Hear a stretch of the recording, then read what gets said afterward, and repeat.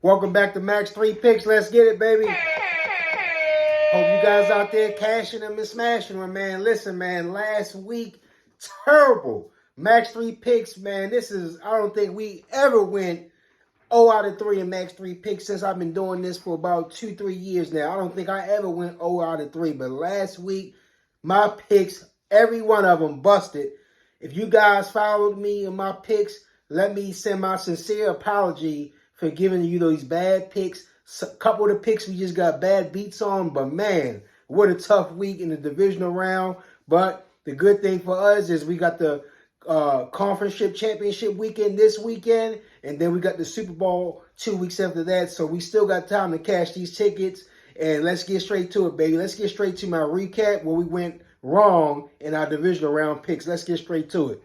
So first up, in the divisional round, we had took the 49ers minus 9.5 against the Green Bay Packers.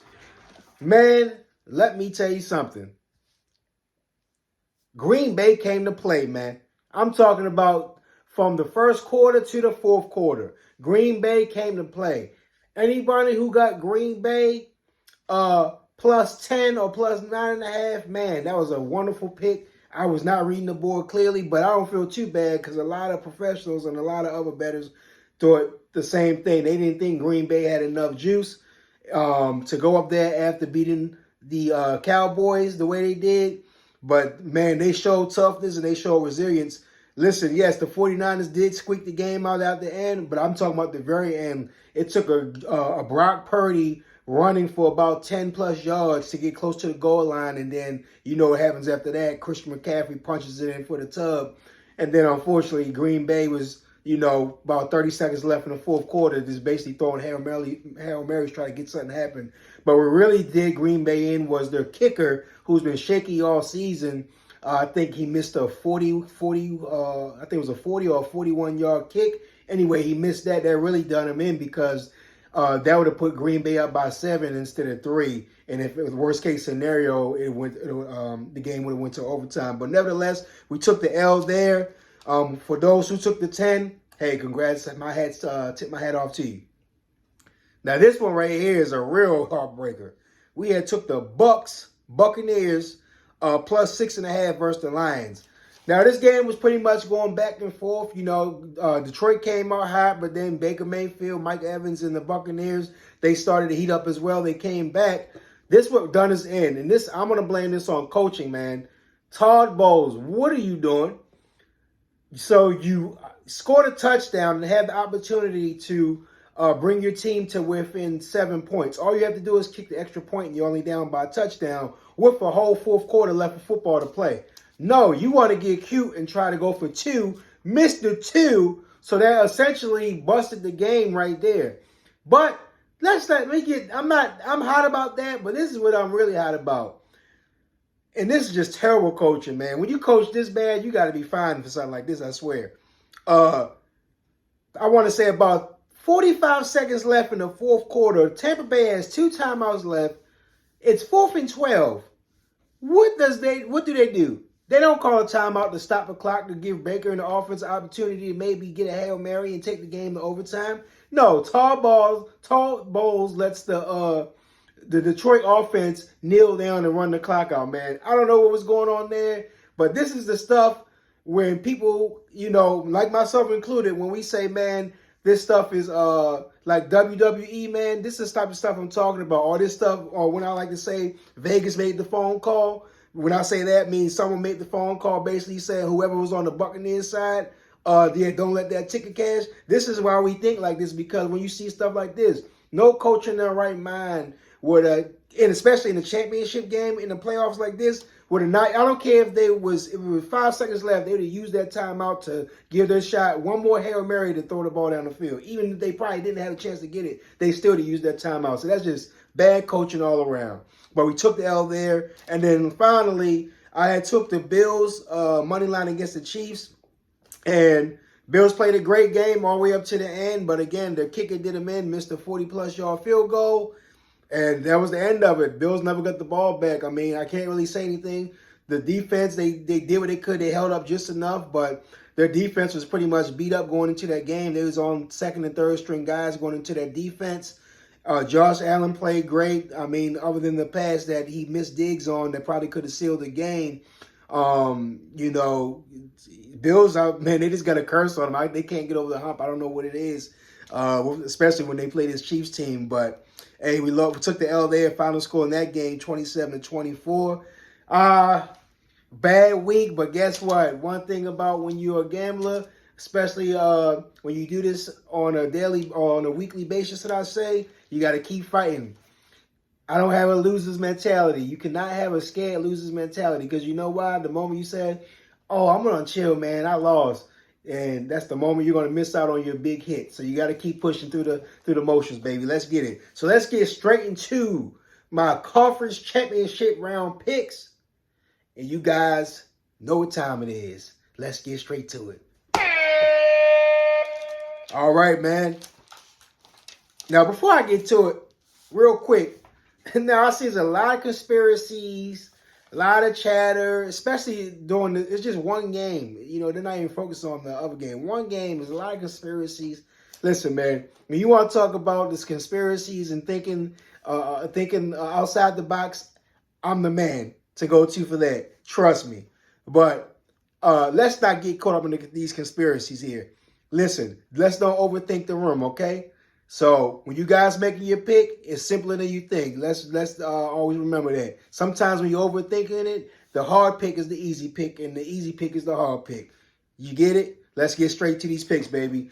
So currently, you guys already know I'm rolling with this game. Let's get to it. Currently, the spread would depending on what book you use, is either 3.5 or 4 favoring the Ravens.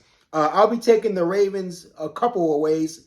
And I'm actually, since there's only 2 picks this week, I'm going to be giving my over-under picks as well that you can use if you want to use with a max 3. But so I'm going to give the 2 picks and my over-under picks.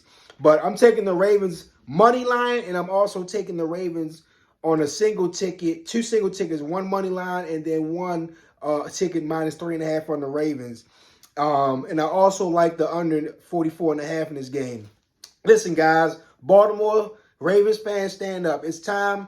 Everyone been dogging our quarterback since he came into the league, say he can't do this. Oh, he won a playoff game, but he can't win another one. Oh, he's a running back. He's a receiver. Oh, he'll never be able to throw the ball down the ball down the field with accuracy. Blase, blase, blah. Now we're here. And what a better fitting, no better fitting than we have to go up against last year's Super Bowl champions, the Chiefs. And this is the way we got to do it. This is the way how it should be done. Like my boy Ric Flair says, if you want to be the man, you got to beat the man. You know what I'm talking about?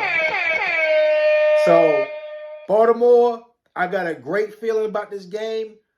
I think this is how I think the games, if I was Coach Harbaugh, I think this is how they're going to script it out. We're going to control the clock. We got to do like how we used to go up Tom Brady back in the Ray Lewis era. You know how you beat Tom Brady? Keep us behind on the bench. Don't let him get on the field, pass the ball. And that's what the Ravens have to do with our strong, dominant defense tomorrow, and with our running game and our passing game for Lamar and our offense. We gotta play the clock game. We not only have to score points, we have to play that clock game. You gotta go down the field methodically. You gotta dink and dunk, run the ball, play action. Yes, we want to take deep shots when they're available, but the best offense is sometimes defense. And the best offense in this case is keeping Patrick Mahomes on the sideline, because guess what? If we manage the clock the right way and get points at the end of that, now not only the Chiefs are fighting the score, they're fighting the clock. And that's how I think the Ravens will control that game, and that's how we're going to win them all. Give me the Ravens money line on a single ticket and Ravens minus 3.5 on a single ticket. Tell them I said that. Let's get it. And that goes into why I like the under as well, because I think this is going to be a clock managing game. I think actually both teams will try to control the clock start of the game, but I just think Ravens will have a better effort of controlling the clock because we have a more specific running game. Yes, Pacheco can run the ball, but that's all they really got. We essentially got, every time we get on the field, essentially we got 2 or 3 running backs on the field at the same time. But this is why I like the under in this game. They are calling for some type of rain tomorrow in the afternoon, but I just think these defenses are going to be the key to this game. Both offenses will probably do what they do, but it's going to be a defensive, hard-fought game, slow game. I think a lot of people are going to think because it's Patrick Mahomes, Lamar, it's going to be a lot of high flying. I think this game is going to be control the clock, control the pace of the game, keep the emotions down, and that's why I like the under. Give me under over 44 and the Ravens money line for my picks.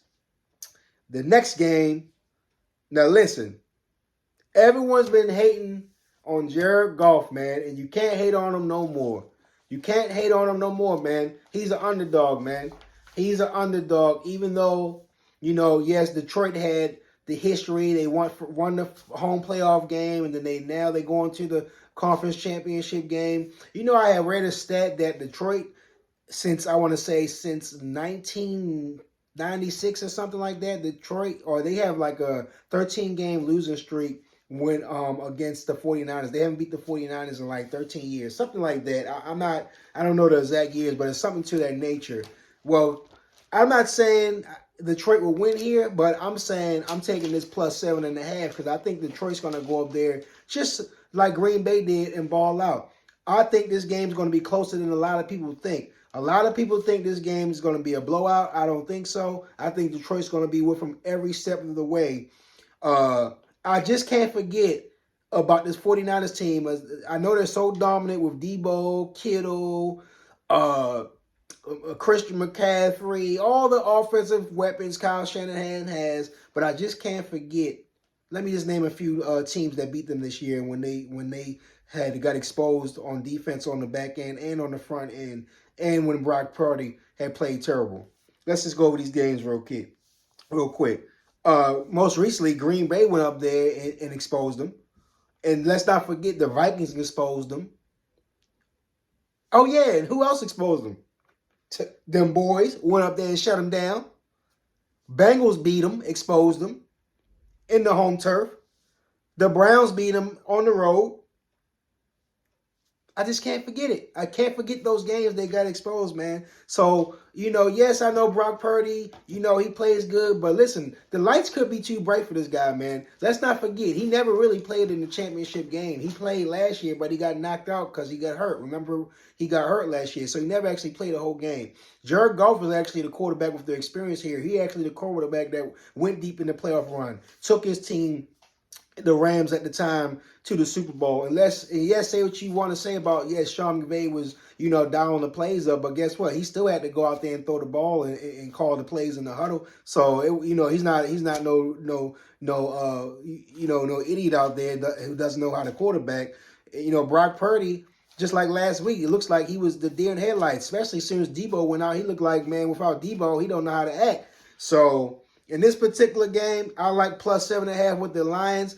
49ers, they probably are going to win this game, but I still like the cover. I just think that's too many points. 7.5, man, it's always a backdoor open, especially with a team like the Lions. Dan Campbell is not going to lay down.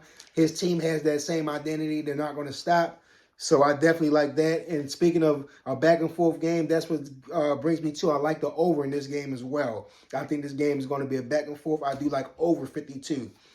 So yeah, guys, that's my picks for the conference championship weekend. Again, Ravens, you could take it how you want it. I'm taking it Ravens money line on a single ticket, Ravens minus 3.5 on a single ticket, and I'm also taking under 44.5.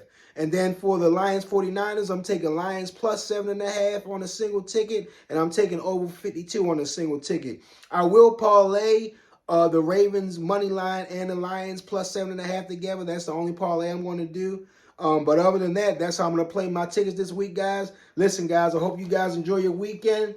Didn't mean to make this video too long, but I just had to get into some details about the losses last week. Let's cash these tickets. See you guys Super Bowl weekend, man. Stay safe. Peace.